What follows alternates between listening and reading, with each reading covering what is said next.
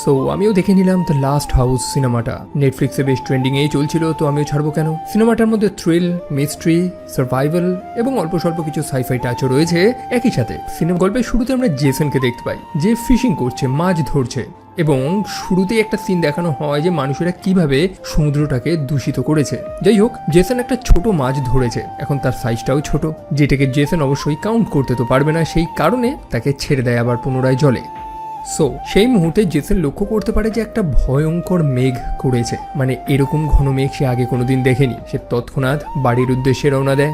ব্যাকগ্রাউন্ডে একটা মেয়ের গলা আমরা শুনতে পারি, যেটা প্রবলি জেসনের মেয়ে। যাই হোক, সে বলছে যে আজকে তো সূর্য ওঠারই কথা ছিল, ওয়েদার একদম ক্লিয়ার থাকার কথা ছিল, তবে এরকম পরিবর্তন হয়ে যাবে কেউ কল্পনাই করতে পারেনি। সো জেসন গাড়ি চালিয়ে বাড়ি পৌঁছায়।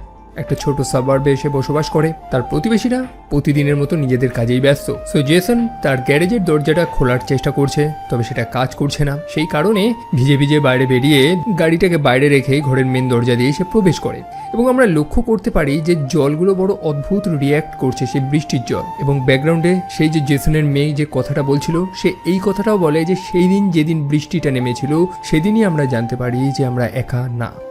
সো আমাদের জেসন, সে একজন ইঞ্জিনিয়ার, তবে তার এই মুহূর্তে কোনো চাকরি নেই, আনএমপ্লয়েড। একই সাথে নানান দায়িত্বও রয়েছে, বাড়ির লোন চুকাতে হবে। সো বাড়িতে রয়েছে জেসনের প্রিয় কুকুরটা ক্যাসিডি, একই সাথে তার পরিবার, তার স্ত্রী অ্যান এবং তার বড় ছেলে গ্রাহাম এবং ছোট্ট মেয়ে রুথ।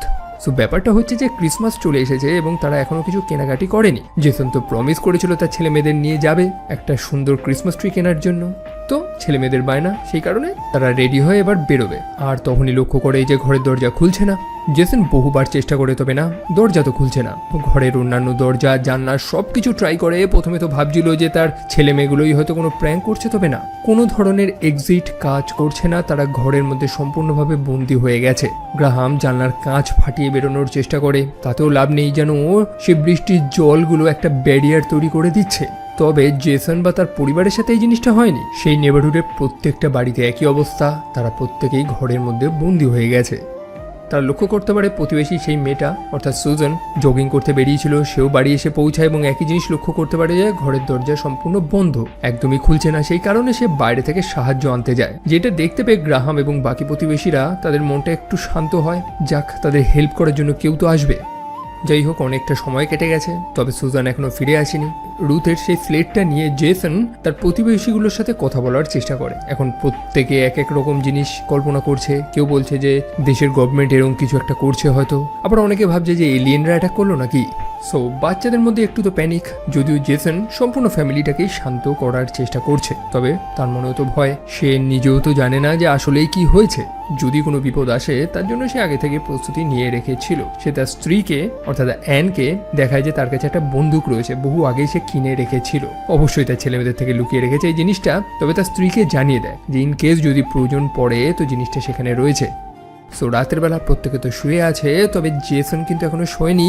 দরজাগুলো ড্রিল করে করে ফুটো করার চেষ্টা করছে, মানে মোটমাট দরজা ভাঙার চেষ্টা করছে, তবে তাতে কোনো লাভ নেই, কারণ সেই বৃষ্টির জলগুলো যেন একটা ব্যারিয়ারের কাজ করছে, এক টাইপের শিল্ড বানিয়ে রেখেছে, যেটাকে তারা ক্রস করতে পারবে না, অর্থাৎ এই মানুষগুলো বাড়ির বাইরে বেরোতে পারবে না। ব্যাপারটা অনেকটা সেই অ্যাকোরিয়ামের মাছের মতন। গ্রাহাম যেটাকে মাঝে সাঝেই একভাবে তাকিয়ে থাকে, সেই মাছগুলো অ্যাকোরিয়ামের মধ্যে নিজের মতন রয়েছে, না তারা কোনোদিন বেরোতে পারবে যতদিন না আমরা তাদেরকে বার করবো। মানুষগুলোর অবস্থা এখন সেমই হয়ে গেছে অলমোস্ট। তারা সম্পূর্ণ ঘরবন্দি, তবে ঘরের মধ্যে এয়ার পাস কিন্তু হচ্ছে, অর্থাৎ কেউ শ্বাসরুদ্ধ হয়ে মরবে না। অ্যাকোরিয়ামেও তো আমরা অক্সিজেনের ব্যবস্থা করে থাকি, তাই না?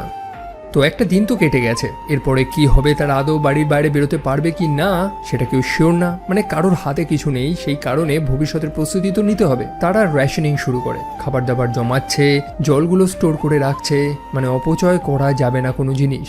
জেসন আপ্রাণ চেষ্টা করছে যাতে প্রত্যেকে ঠিকঠাক থাকে, কারণ মন যাতে না ভেঙে যায়, বিশেষ করে তার ছেলেমেয়েরা, তাদের এন্টারটেইন করারও সে চেষ্টা করছে।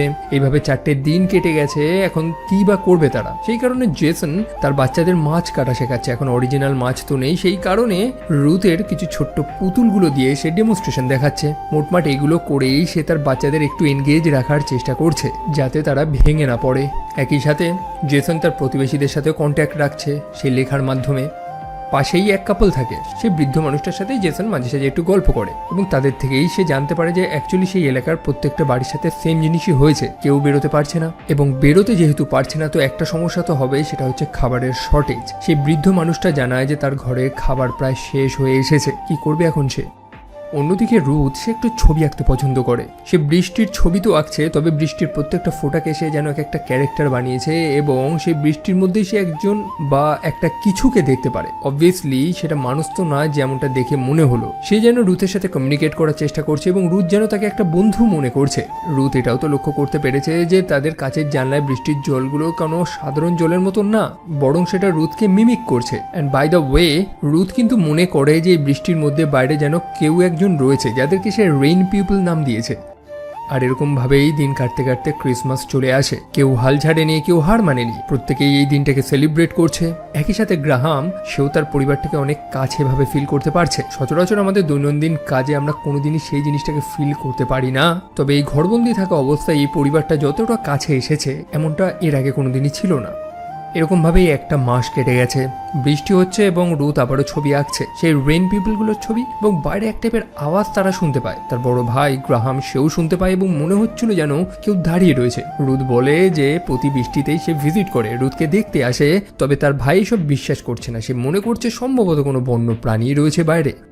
রাতে ডিনারে বসে রুথ সেই কথাটা তার পিতাকে জানায়। যদিও সময় কাটছে, জেসনের মাথাও কিন্তু ধীরে ধীরে খারাপ হয়ে যাচ্ছে। সে বলছে যে এই টাইপের গল্প সে শুনতে ইচ্ছুক না। সচরাচর সিনেমাতে যেমন হয় না, সেই ইনোসেন্ট বাচ্চাটা সবকিছুই দেখতে পারে কিন্তু তার কথা কেউ বিশ্বাস করে না প্রথমে।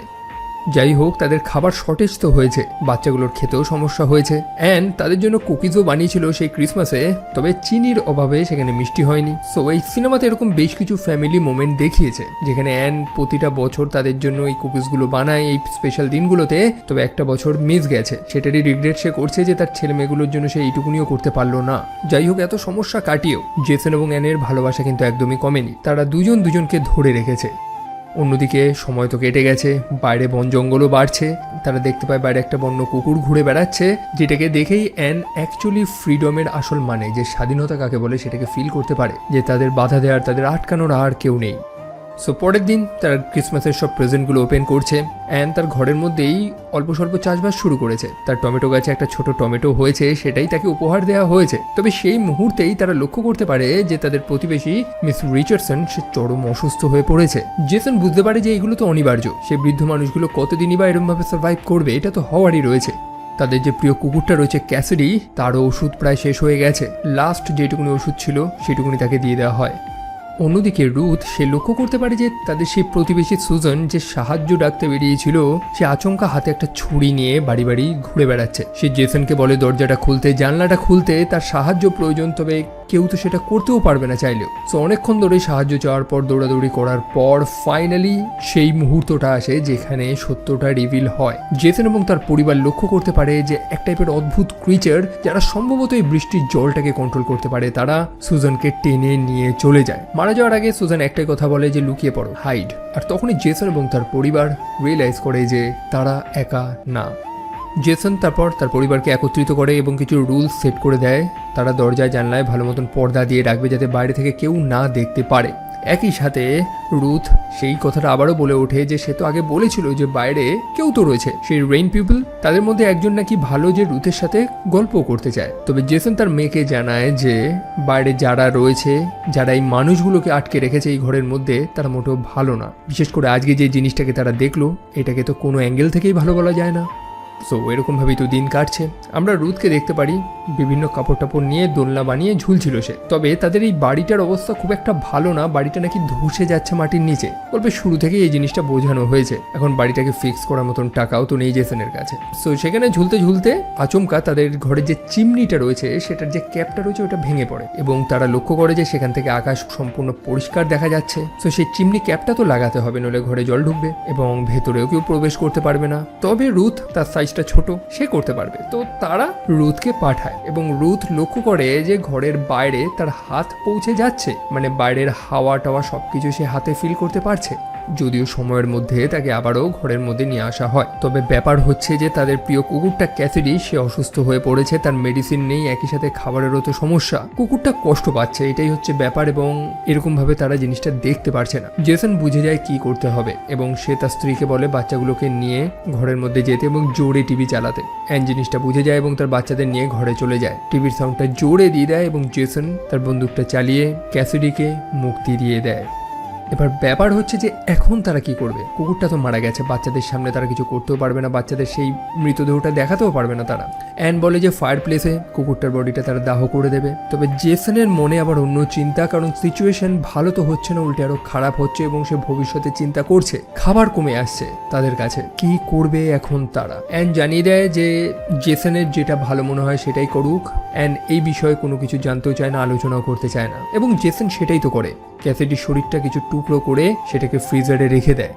পরে জেসন সেই চিমনির মাধ্যমে সেই মাংসটা বাইরে বার করার চেষ্টা করে, দেখার চেষ্টা করে বাইরে থাকে সেই কুকুরটা সেটাকে খায় নাকি। তবে কুকুরটা আচমকা কিছু একটা দেখে পালায় আর সেই মুহূর্তেই বৃষ্টি শুরু হয়। এটা থেকে আমরা এইটুকুনি তো বুঝতে পারি যে বাইরে যেই আছে সেটা কোনো ক্রিচার, এলিয়েন যেই হোক, সে আসলে তখনই বৃষ্টিটা হচ্ছে।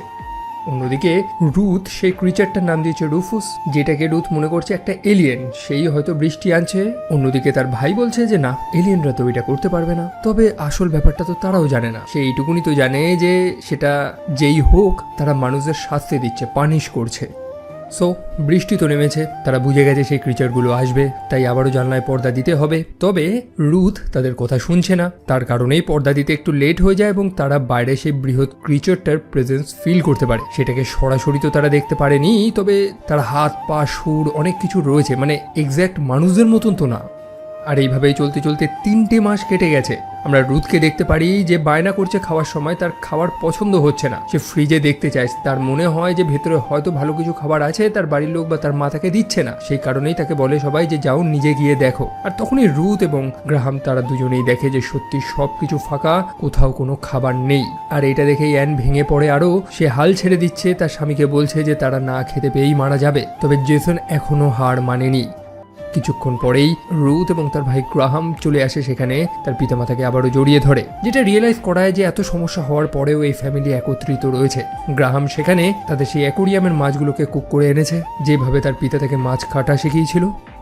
জেসন হার মানেনি, তার টেকনিক্যাল নলেজগুলো দিয়ে সে নতুন ফাঁদ বানাচ্ছে, ট্র্যাপ বানাচ্ছে বাইরের পশু পাখিগুলোকে ধরার জন্য। বাইরে একটা শিয়াল তো ঘুরে বেড়াচ্ছিল, ওটাকে প্রথমে ধরার চেষ্টা করে, বেশ কিছুটা সাফল্য পায়, তবে লাস্টে গিয়ে সে ব্যর্থ হয়। এখন তার মাথাও কাজ করছে না, কারণ পেটে নেই খাবার, সেই কারণে তার স্ত্রী তাকে খেতে দেয়। কিছু ভেজিটেবল সে ঘরের মধ্যে চাষ করেছে সেগুলোই তাকে দেয়, এবং সেই গাজরটা দেখে তার মাথায় আর একটা আইডিয়া আসে। সে একটা ছোট ট্র্যাপ বানায়, যেটা দিয়ে সে প্রথমবার একটা কাঠবিড়ালি ধরতে পারে, এবং সেটাকেই রান্না করে অবশেষে সম্পূর্ণ পরিবার খায়।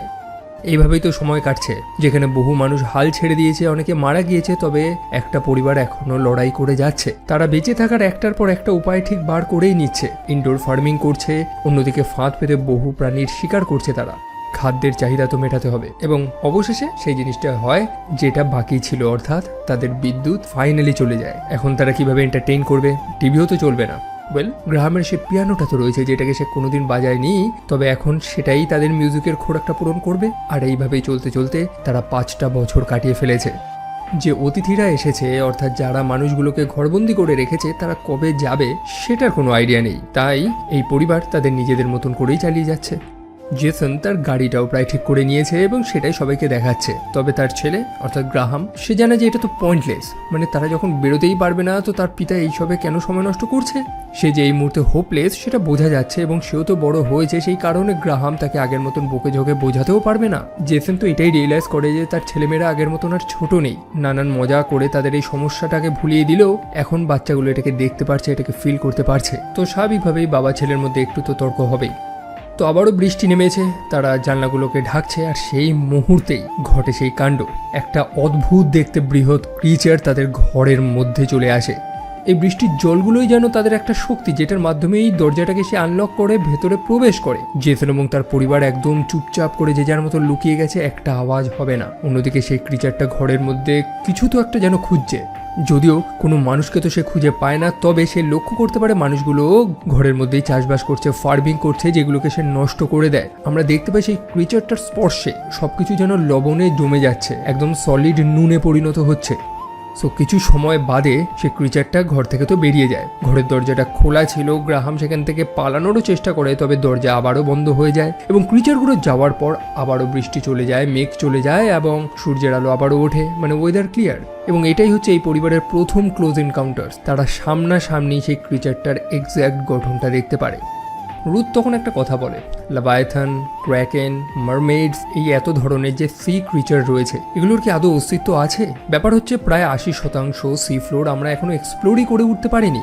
মহাকাশ নিয়ে আমাদের এত জ্ঞান থাকলেও এই পৃথিবীর মধ্যে থাকা এই সমুদ্রগুলো এখনো আনএক্সপ্লোরড থেকেই গেছে। কি হবে যদি এই ক্রিচারগুলো আকাশ থেকে আসেনি, বরং সমুদ্র থেকে এসেছে? তারা এই পৃথিবীরই প্রাণী, জাস্ট তারা এসেছে রিক্লেম করতে যেটা তাদেরই ছিল। ক্রিচারটা সম্ভবত কোনো এনশিয়েন্ট ক্রিচার, সেই ক্র্যাকেন, লেভিয়েথান, মারমেইডস এদের মতনই। তবে ব্যাপার হচ্ছে যে ঘরে তাদের যে ফসলগুলো ছিল সবকিছু নষ্ট হয়ে গেছে, মাটি নষ্ট হয়ে গেছে, পানীয় জল যেটুকুনি ছিল সেগুলো নষ্ট হয়ে গেছে। ক্রিচারগুলো ইচ্ছে করেই এই কাজটা করছে, আর যে কারণেই অ্যানের মাথাটা আবারও খারাপ হয়ে যায়। কারণ এখন আর কি হবে, তাদের যা স্টোর ছিল, যা স্টক ছিল সেগুলো নষ্ট হয়ে গেছে। যদিও জেসন আশা হারায়নি, সবাইকে শান্ত করার তো চেষ্টা করছে, তবে সেও তো বুঝতে পারছে একই সাথে তার যে অটোমেটেড ট্র্যাপটা লাগিয়েছিল, যে ফাঁদটা সে পেরেছিল, সেখানে একটা ফেরেট ধরা পড়েছিল এবং রুথ সেই ফেরেটটাকে সেই ফাঁদ থেকে বার করে হাতে তুলে নেয় এবং সেই ক্রিচারটা তার হাতে কামড় দিয়ে দেয়। যদিও রুথ প্রথম থেকেই এই শিকারগুলোর এগেনস্টে ছিল, যে কারণে সেই ভুলটা করে বসে এবং যেহেতু সেই ফেরেটটা তার হাতে কামড় মেরেছে সেখান থেকে একটা ইনফেকশন ছড়ায়, তার শরীর খারাপ হয়ে গেছে, জ্বর এসেছে। ইমিডিয়েট মেডিকেশন না পেলে তারা জানে না যে কি হবে। জেসন তার নিজের মানসিক ভারসাম্য হারাচ্ছে আস্তে আস্তে, আর এরকমই পাগলামি করতে করতে সে তার ঘরের ক্র্যাকগুলো লক্ষ্য করতে পারে। যেমনটা বলেছিলাম, তাদের বাড়িটা কিন্তু ধসে যাচ্ছিল মাটির নিচে এবং সেটা ধসতে ধসতে এমন একটা পর্যায়ে এসে পৌঁছেছে যে তারা ঘরের নিচে গর্ত করে সরাসরি যে বৃহৎ নালাগুলো হয় না, সিওয়ার্স, সেখানে চলে যেতে পারবে এবং সেখানে কোনো ব্লকেজ নেই। মানে এই ক্রিচারগুলো অ্যাকচুয়ালি জানে যে মানুষেরা দরজা জানলা দিয়ে বাইরে বেরোতে পারবে, তো সেগুলোকেই তারা ব্লক করে রেখেছিল। আমরা দেখেছিলাম চিমনিটা ওপেন রয়েছে এবং নিচে যে টানেলটা রয়েছে বা সুয়েটসটা রয়েছে সেটা ওপেন রয়েছে। তবে সেই রাস্তাটা ধরে যাবে কে? অ্যান জানায় যে সে যাবে। তারা প্রত্যেকে মেনে নেয়, তাকে কিছু গিয়ার্স দিয়ে দেওয়া হয় যেটা নিয়েই তাদের এক প্রতিবেশীর বাড়িতে যাবে, যে সম্ভবত একজন ডেন্টিস্ট ছিল, তো প্রবলি তার বাড়িতে কোনো অ্যান্টিবায়োটিক্স বা কোনো ওষুধ থাকতে পারে। তো সেই আশায় তারা যাচ্ছে। সো অ্যান সেই রাস্তা ধরেই গিয়ে মিস রিচার্ডসনের বাড়িতে গিয়ে পৌঁছায়। সে বৃদ্ধ এবং বৃদ্ধা, যারা অবশ্যই বহু আগে মারা গিয়েছে, এবং তাদের ঘরটা দেখে মনে হচ্ছে যেন ঘরের মধ্যে একটা বন্যা এসেছিল, পুরো ফ্লাডেড হয়ে গেছিল। সো যেটার খোঁজে গেছিল অ্যান, সেটা ফাইনালি সে পেয়েছে। এখন এতগুলো বছরে ওষুধগুলো এক্সপায়ার হয়ে যায়নি? ইয়েস, সিনেমাতে এরকম প্লট হোল তো প্রচুর রয়েছে, তবে সেগুলো নিয়ে নয় আমরা আলোচনা নাই করি। তো ওষুধগুলো আনার সময় অ্যানকে একটা ক্রিচার দেখতে পেয়ে যায় এবং তার পিছু করে। যদিও সময় মতন অ্যান ফিরে তো আসে এবং সেই যে সুয়ার্সের জায়গাটা ছিল, যে ফাঁকাটা ছিল, সেটাকে জেসন ভালো মতন ভরাট করে দেয় যাতে ক্রিচারটা না ঘরে আসতে পারে। যাই হোক, সেই বাইরে থাকা ক্রিচারগুলো তো জানতে পেরে গেছে যে এই বাড়ির মধ্যে কিছু মানুষ রয়েছে। আসলে জেসন এবং তার পরিবার তো বুঝেই গেছিল যে যখনই বৃষ্টি নামবে তখনই সেই ক্রিচারগুলো আসছে, সেই কারণেই তারা পর্দা দিয়ে নিজেদের এতদিন ধরে গোপন করে রেখেছিল। তবে এখন কি হবে? জেসন প্রিপারেশন নিচ্ছে, অ্যান্ডকে বলছে যে বাচ্চাদের নিয়ে অ্যাটিকে গিয়ে লুকাতে, যদি কোনো সিচুয়েশন তৈরি হয় সেই ক্রিচারগুলো যখন তখন হামলা করতে পারে। তবে এবার আর তারা চুপ বসবে না, এবার তারা লড়াই করবে। কতদিনই বা লুকিয়ে থাকবে? জেসন প্রথম থেকে একটাই তো কথা বলে যাচ্ছে যে সে তার পরিবারকে প্রোটেক্ট করবে, তবে কতদিনই বা তারা এরকম ভয় ভয় লুকিয়ে থাকবে? তার ছেলে জানায় যে এবার তারা লড়বে এবং জেসনের স্ত্রীও তাতে সহমত জানায়। সেই কারণেই তারা বিভিন্ন ফাঁদ বানাচ্ছে, লড়াই করার জন্য প্রস্তুতি নিচ্ছে। জেসন এক টাইপের হারপুন গান বানিয়েছে লড়াই করার জন্য, আর তারপরে সেই মুহূর্তটাই আসে, অর্থাৎ সেই ক্রিচারগুলো তাদের সম্পূর্ণ ঘরটাকে ফ্লাডেড করে দিয়েছে, জলে ভরে দিয়েছে। তারা গিয়ে সেই অ্যাটিকে লুকানোর চেষ্টা করছে, অন্যদিকে ক্রিচারটাও ঘরের মধ্যে প্রবেশ করেছে, যেটার সাথে লড়াই করাটা সত্যি খুবই কঠিন ছিল। তারা অনেক ফাঁদ তো পেতেছে, তবে তাতে কোনো লাভ তো হচ্ছিল না। যদিও একটা মুহূর্তে ভাগ্য তাদের সাথে দেয়। জেসন তার সেই হারপুন গানটা দিয়ে একটা ক্রিচারকে প্রপারলি শুট করে, একই সাথে যেমনটা বললাম তাদের বাড়িটা ধসে যাচ্ছিল, নিচে একটা ফাটল ধরেছিল, সেখান থেকে জলটা বেরিয়ে যায় এবং আমরা দেখতে পারি যে সেই ক্রিচারটা তাদের ফাঁদে ধরা পড়ে গেছে। সে একদম আটকা পড়ে গেছে এবং জেসন তাকে ছুরি দিয়ে ভয় দেখাচ্ছে এবং বলে যে দরজা খুলে দিতে, নইলে তাকে সে হত্যা করে ফেলবে। তবে সেই ক্রিচারটা তার কোনো কথা শোনে না, দরজাও খোলে না। এখন জেসন যদি ক্রিচারটাকে হত্যাও করে দেয় তাহলেও দরজা খুলবে না। তো এখন সে কি করবে?